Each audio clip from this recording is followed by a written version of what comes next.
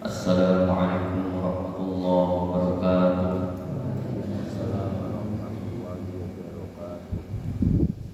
Alhamdulillah wa kafa, wassalatu wassalamu ala rasulillah Muhammadin Mustafa wa ala alihi wa ashabihi ahli sidqi wal wafa. Amma ba'd. Qala ta'ala a'udzu billahi minasyaitonir rajim. Inna qur'anal fajr kana masyhuda. Hadirin jamaah salat subuh yang dirahmati Allah Subhanahu wa taala. Syukur kita kepada Allah, subuh ini, pagi ini masih dipilih oleh Allah Subhanahu wa taala untuk bisa melakukan usaha atas taat kepada Allah. Salat subuh berjamaah, salat subuh perintah Allah, berjamaah sunnah Rasulullah sallallahu alaihi wasallam. Bahagianya orang beriman saat bertaat kepada Allah. Bahagianya orang yang yakin atas akhirat. Di dunia ini tiada lagi yang dirasakan bahagianya bagi orang beriman saat-saat bisa taat kepada Allah Subhanahu wa taala. Jadi jauh dari kecil hati seorang beriman, jauh dari ucapan saya orang miskin, saya orang susah. Bagaimana kita bisa merasakan taat bisa berjamaah? Itu adalah merupakan kekayaan, merupakan kekuatan, kejayaan.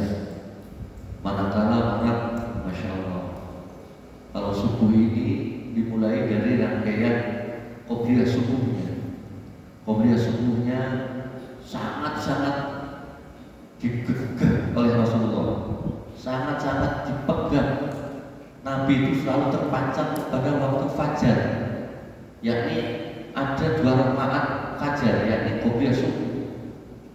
Sampai riwayat Ibu Siti Aisyah kita dapati, lam yakun Nabi sallallahu alaihi wasallam, Ibu Siti Aisyah meriwayatkan kalau kanjeng Nabi itu tidak ada sesuatu ala syai'in atas sesuatu minat nawafil. Lam yakun an-Nabi sallallahu alaihi wasallam ala syai'in minat nawafil. Tidaklah Rasulullah SAW memikirkan sesuatu tentang hal-hal yang sunnah, asyadda ta'ahudan, yang lebih terpancang lagi, lebih terikat lagi, ala rak'atai fajri, ketimbang 2 rakaat fajar, yakni qobliyah subuh. Dahsyat sekali Bapak. Kemudian kita dapati hadis lain, rak'atai fajri khairun minad dunya wa ma fiha. 2 rakaat fajar qobliyah subuh lebih baik dari dunia dan seisinya. Ini semua ranah iman. Ini semua ranah batiniah rohaniah. Orang sholat sekarang belum dibayar. Orang jamaah, balik jamaah tapi enggak kaya-kaya, miskin aja. Orang kaya malah enggak sholat, malah enggak jamaah. Itu bapak-bapak, semuanya adalah ranah iman. Jadi bahagianya orang beriman itu saat dia taat kepada Allah, penuh dengan keyakinan atas janji-janji Allah Subhanahu wa taala. Karena hidup di dunia ini yang menjadi tolak ukur, yang menjadi puncak segalanya adalah keyakinan atas apa yang dijanjikan Allah. Karena dunia ini semuanya nikmat tapi sementara semuanya. Monggo kita rasakan. Cuma karena jangan dipikir banyak di angan-angan dunia ini, yang dipikir dunia terus. Jadi susah hidupnya.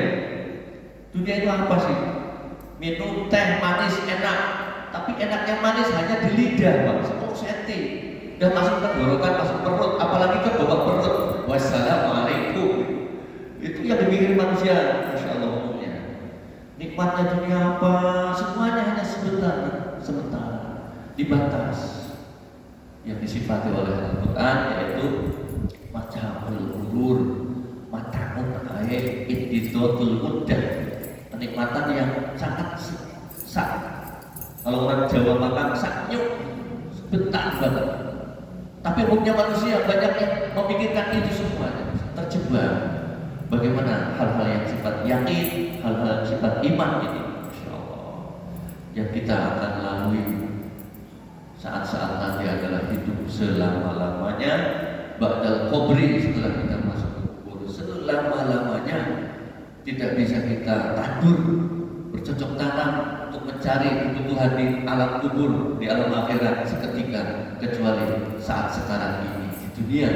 Maka canangkanlah, pikirkanlah bahwa ad-dunya mazra'atul akhirah. Dunia inilah bukan untuk nikmat-nikmat dan senang-senang, bukan puncak dan final hidup.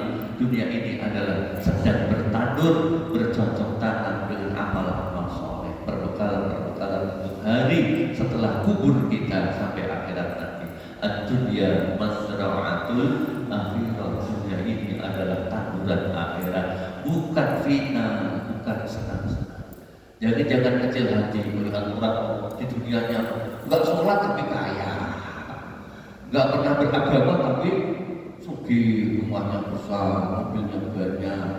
Itu tidak gugur bagi orang beriman. Di dunia ini bukan itu pasalnya hidup yang Allah canangkan bagi manusia yang berhamba kepada Allah Subhanahu wa Ta'ala. Hadirin rahimahullah, bahagia juga rangkaian ibadah Ramadan ini. Dari malam sudah ada qiyamul lail, kemudian setelah qiyamul lail kita tadarus, tarawih tadarus, kemudian jam 2 setengah 3 bangun lagi, di training oleh Allah dalam Ramadan ini sedikit sekali menggeletakkan badan, menggeletakkan punggung kita. Itu disifati oleh Al-Quran yang disebutkan di dalam surat As-Sajdah, dipuji-puji oleh Allah. Tatajafa junubuhum 'anil madaji'i yad'una rabbahum khaufan wa tama'an wa mimma razaqnahum yunfiqun. Orang-orang yang beriman, dia mau melakukan sedikit tidurnya, kurang tidurnya, semuanya dipakainya untuk rabbahum, tarawih, qiyamul lail, kemudian baca Al-Quran dalam rangka menyambat-nyambat dan menyebut-nyebut asma Allah, khaufan wa tama'an, dengan penuh takut dan penuh harapan. Takut atas ancaman Allah, harapan akan dimasukkan ke dalam surganya Allah. Wa mimma razaqnahum yunfiqun, praktek hidup bermasyarakatnya, dia ingin melakukan infak apa yang Allah berikan rezeki kepadanya. Disifati seperti itu. Lalu subuh, kemudian setelah bangun malam, kemudian kita sahur, subuh berjamaah lagi ke masjid, kemudian ada amal-amalan sunnah lagi. Masya Allah, bersyukur sekali rangkaian bulan Ramadan ini mengantarkan kepada apa yang dimuliakan oleh Allah Subhanahu wa Ta'ala. Tentang Ramadan, kehebatan dari orang berpuasanya, bapak-bapak ini ada 5 perkara yang Rasulullah SAW sampaikan. 5 perkara keutamaan yang Allah berikan kepada umat Nabi Muhammad SAW yang tidak diberikan kepada umat Nabi sebelumnya dikarenakan puasa Ramadan. Khamsatu khisalin u'tiyat ala ummati, riwayat dari Abu Hurairah, hadis riwayat Imam Ahmad ketika akan khamsatu khisalin u'tiyat ala ummati, 5 perkara yang Allah berikan kepada umatku, allati lam tuqtahunna min qablu, yang tidak diberikan kepada umat-umat sebelumnya. 1. La khalufu faqi aqyamu indallah birrihil miski. Ini perlu diulang-ulang. Kelebihan, keutamaan, kehebatan Allah berikan kepada umat Nabi Muhammad dalam Ramadan ini karena apa? 1. La khalufu faqi aqyamu indallah birrihil miski. Sungguh bau mulutnya orang yang berpuasa lebih Allah sukai daripada minyak kasturi, minyak yang disenangi Rasulullah, minyak-minyaknya surgawi. Ternyata bau mulut orang berpuasa, apalagi puasa jam 2 siang, itu bau mulutnya wangi sekali. Menurut Allah lebih wangi ketimbang minyak kasturi. Ini ranah iman, bapak-bapak, dimuliakan orang berpuasa di bulan Ramadan. Yang kedua, tastaghfirullah malaikat. Setiap hari didoakan oleh malaikat, Pak. Doa apa? Ampunan, ampunan, ampunan. Ya Allah, orang-orang yang saum, ampuni, ampuni, ampuni. Masya Allah. Yang kedua, yang ketiga, ajib sekali ini. Wa yuzayyinullahu jannatahu. Allah menghiasi surganya. Kulla yaumin, setiap hari. Wa yaqulu, Allah berfirman, yushiku ibadiyas sholihun. Wahai surga, sebentar lagi orang-orang yang soleh akan masuk kepadamu. Hari ini Allah, saya kalau orang mau mantu itu rumahnya dicat, rumahnya diperbagus karena akan kedatangan tamu, Pak. Demikian pula hari ini di saat-saat Ramadan puasa Allah menghiasi surga, memperbagus surganya. Dikangenkan untuk orang-orang yang orang-orang yang soleh nanti akan masuk ke surga Allah Subhanahu wa Ta'ala. Hari ini Allah ngecat surganya bagi orang yang berpuasa. Masya Allah. Yang keempat, waktu sofatu maraddatus syayatin. Di Ramadan ini karena ada puasanya orang-orang berpuasa, dibelenggunya ataupun dipersulitnya langkah-langkah setan untuk menggoda manusia karena puasanya. Ingat bahwa setan menggoda manusia. Dipun ketika akan ada keterangan inna syaitana yajri majrid dami. Inna syaitana yajri majrid dam. Sesungguhnya setan menggoda manusia seiring jalan darah. Maka kalau banyak makan, setannya banyak sekali gitu. Maka ketika sedikit makan, maka lambatlah godaan setan. Kurang lebih demikian. Ketika bulan Ramadan karena berpuasanya orang-orang puasa, tusofatu maraddatus syayatin, dibelenggu, dipersulit langkah-langkah setan menggoda manusia. Ini kelebihan yang nomor 4. Yang nomor 5, jangan lupa sampai penghujung puasa kita ada berita wa tughfaru lahum fi akhiri lailatin. Akhir ujung Ramadan, dosa-dosa orang berpuasa semuanya akan Allah ampuni. Kila, ada yang bertanya para sahabat kepada Rasulullah, ya Rasulullah, hal hiya Lailatul Qadar? Rasulullah, akhir malam pengampunan dosa orang-orang berpuasa, apakah itu Lailatul Qadar? Qala la. Rasulullah menjawab, bukan.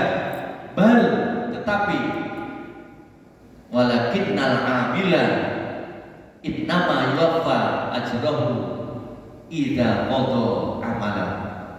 Jawab Rasulullah, itu bukan Lailatul Qadar. Akhir Ramadan adalah bagaimana atau bagaikan seorang bekerja akan diberi upah saat selesai pekerjaan. Maka hadirin jemaah Rasulullah, rangkaian ibadah saum jangan sampai berhenti di tengah-tengah, kadas di tengah-tengah, di perapatan jalan, di pertengahan jalan. Karena apa? Setiap orang yang bekerja bayarannya nanti setelah selesai. Maka rampungkanlah, sampaikanlah rangkaian ibadah Ramadan dengan siangnya, dengan qiyamul lailnya, dengan Quran-Qur'annya, hatta akhir lailatin, sampai akhir Ramadan. Idza qada amalahu yuwaffa ajrahu. Saat itulah Allah akan mengumumkan hasil upahan-upahan dari orang-orang yang beribadah di saat akhir malam. Demikian Bapak Allah, termotivasilah kita untuk bergegas. Sungguh-sungguh kesempatan ini adalah sangat luar biasa. Siapa tahu Ramadan ini adalah Ramadan yang terakhir. Semoga Allah Subhanahu wa Ta'ala selalu membimbing kita, anak-anak kita,